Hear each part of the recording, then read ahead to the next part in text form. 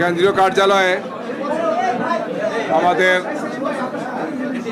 11 দলীয় নির্বাচনী ঐক্যের শীর্ষ নেতৃবৃন্দ এখানে এসেছেন। আজকে বাংলাদেশের জাতীয় সংসদ নির্বাচন ও গণভোট অনুষ্ঠান হয়েছে। জাতি সেখানে অংশগ্রহণ করেছেন। নির্বাচনের ফলাফল এখন ঘোষণা হচ্ছে, চলমান আছে। তো এই পরিস্থিতিতে এই পর্যায়ে সম্মানিত সাংবাদিক বন্ধুদের সামনে বক্তব্য রাখছেন বাংলাদেশ জামাত ইসলামীর সম্মানিত আমির ডাক্তার শফিকুর রহমান। এখানে উপস্থিত আছেন বাংলাদেশ খেলাফত মজলিসের সম্মানিত আমির জনাব মাওলানা মামুনুল হক, এনসিপির সম্মানিত আহ্বায়ক জনাব নাহিদ ইসলাম সহ আমাদের অন্যান্য শীর্ষ নেতৃবৃন্দ এখানে উপস্থিত আছেন। এ পর্যায়ে আপনাদের সামনে বক্তব্য রাখছেন বাংলাদেশ জামাত ইসলামের সম্মানিত আমির ডাক্তার শফিকুর রহমান। আসসালামু আলাইকুম রহমতুল্লাহ। সবাইকে মধ্যরাতের শুভেচ্ছা। কেমন আছেন সবাই? আলহামদুলিল্লাহ। আমরা আপনাদের মাধ্যমে প্রিয় দেশবাসীকে প্রথমে ধন্যবাদ জানাই যে দীর্ঘদিন পরে দেশের মানুষ দুইটা নির্বাচনে একই দিনে অংশগ্রহণ করেছে, একটি গণভোট আর একটা সরকার গঠনের জন্য ভোট। তা আমরা যতদূর জানতে পেরেছি, সংস্কারের জন্য যে গণভোট ছিল সেই গণভোটের পক্ষে হা ভোট বেশি পড়েছে। এই জন্য আমরা দেশবাসীকে আন্তরিক মোবারকবাদ জানাই। যদিও অফিসিয়ালি এটা ডিক্লেয়ার করা হয় নাই, শেষ পর্যন্ত কি হয় সেটা আমরা দেখার অপেক্ষায় আছি। আর সরকার গঠনের জন্য যে নির্বাচন হয়েছে সেখানে মূল প্রতিদ্বন্দ্বিতা ছিল মূলত দুইটা জোটের মাঝেই বলতে হবে। আমরা অংশগ্রহণ করেছি। নির্বাচনের প্রক্রিয়া যখন শুরু হয়েছে তখন থেকে শুরু করে আমরা আমাদের কার্যক্রম চালিয়েছি। আমাদের যারা প্রতিদ্বন্দ্বী ছিলেন তারা তাদের কার্যক্রম চালিয়েছে। স্বাভাবিক একটা নির্বাচন যখন হবে সবাই জিতবে না, কেউ জিতবে কেউ হারবে, এটাই গণতন্ত্রের সৌন্দর্য। আমাদের দেশে কিছু সংস্কৃতি আছে, আমরা এই সংস্কৃতিকে পাল্টানোর পক্ষে। তবে আমাদের কিছু অবজারভেশন আছে, সেই অবজারভেশনগুলো আমরা জাতির সামনে তুলে ধরার পক্ষে, যাতে ভবিষ্যতে একই অন্যায়ের বা সীমালঙ্ঘনের পুনরাবৃত্তি না ঘটে। বেশ কিছু ঘটনা ঘটেছে, আমরা এগুলা কম্পাইল করছি। আমরা আমাদের পরিসরে আবার বসবো। আজকে তো এই পরিসরে আমাদের বিস্তারিত আলোচনার সুযোগ ছিল না, কারণ এখন পর্যন্ত বেশ কিছু আসনে আমাদের জানা মতো আমরা এগিয়ে আছি এবং গণনাও কমপ্লিট।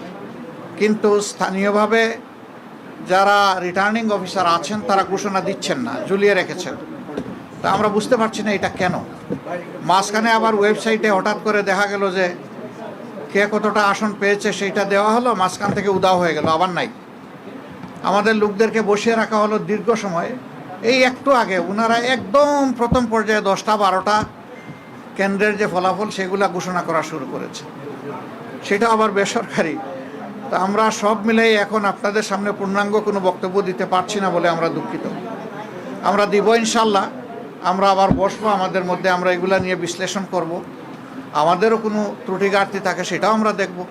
আবার যদি সামগ্রিক কোনো বড় ত্রুটি ঘাটতি হয় তাকে সেটাও আমরা আনবো। আমরা আগেই বলেছি ছোটোখাটো কোনো বিষয় নিয়ে আমরা টানাটানি করব না এবং পুরানা রাজনীতির সংস্কৃতিতে আমরা ফিরে যেতে চাই না। আমরা ইতিবাচক ধারার রাজনীতি করতে চাই। রাজনীতি যদি দেশের মানুষের জন্য হয় তাহলে যারা রাজনীতি করবেন তাদেরকে এই কথা মেনে নিতে হবে যে পাশ করার গ্যারান্টি নিয়ে কোনো নির্বাচনও হয় না, কোনো রাজনীতি হয় না। আপনি যাবেন মানুষের কাছে আপনার বক্তব্য নিয়ে, মানুষ যেভাবে গ্রহণ করবে, যতটুকু গ্রহণ করবে তাকে আপনার অভিনন্দন জানানো উচিত। আমরা দেশবাসীকে যতটুকুই তারা আমাদেরকে সহযোগিতা করেছেন এর জন্য আমরা গভীর কৃতজ্ঞতা এবং অভিনন্দন জানাই। আর আমরা আশা করছি যে খুব দ্রুতই সরকার তার অফিসিয়াল রেজাল্ট পাবলিশ করার সাথে সাথে আমরা আবার আপনাদেরকে কষ্ট দেব। তখন আমরা আমাদের চূড়ান্ত দৃষ্টিভঙ্গি জাতিকেও জানিয়ে দেব, আপনাদেরকেও জানিয়ে দেব।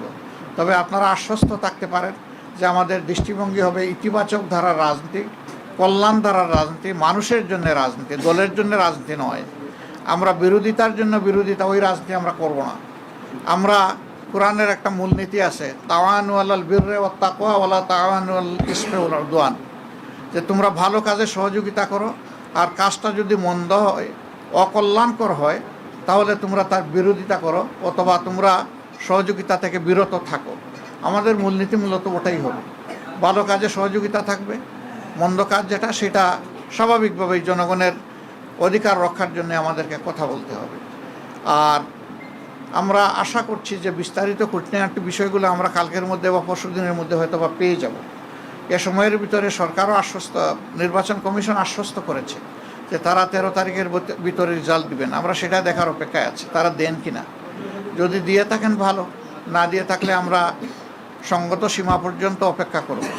কিন্তু এই যে কিছু আসনে ইঁদুর বিড়াল খেলা, এমনকি ঢাকা 8 আসন এখনও ঝুলে থাকবে কেন, সেখানে কি হচ্ছে এটা আপনারা সাংবাদিকরা জানেন।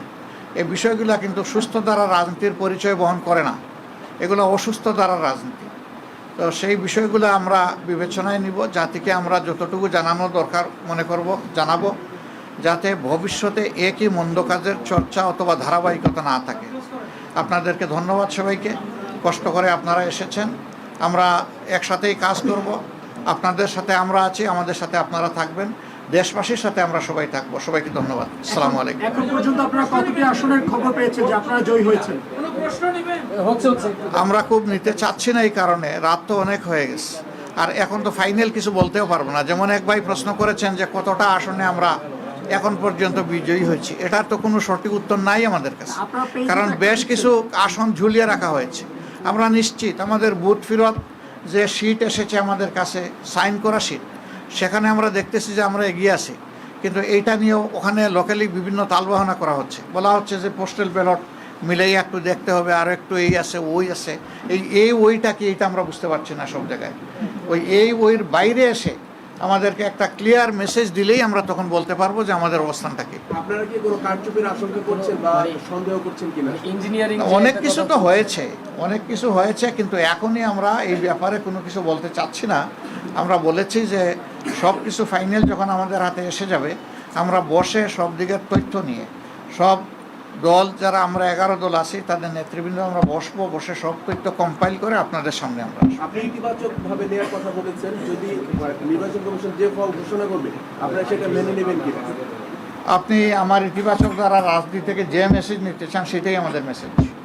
ভাই, আপনি বলছিলেন যে অনেক জায়গায় যে গণনা করা হচ্ছে, হুট করে আপডেট আসা বন্ধ হয়ে হ্যাঁ, গেছে। বন্ধ হয়ে গেছে। এইটা আসলে আপনি কি কাউকে দায়ী আমরা তো করবেন? এটা অবশ্যই কেউ না কেউ এটার জন্য দায়ী হবে, এই জন্য আমাদের এইগুলো আরও জানতে হবে, চেক করতে হবে। তখনই আপনাদের সামনে কনফার্ম না হয়ে একটা কথা আমি বাতাসে ছেড়ে দিলাম, পরে দায়িত্ব আমার উপরে আসবে, আমরা ওটা চাচ্ছি না।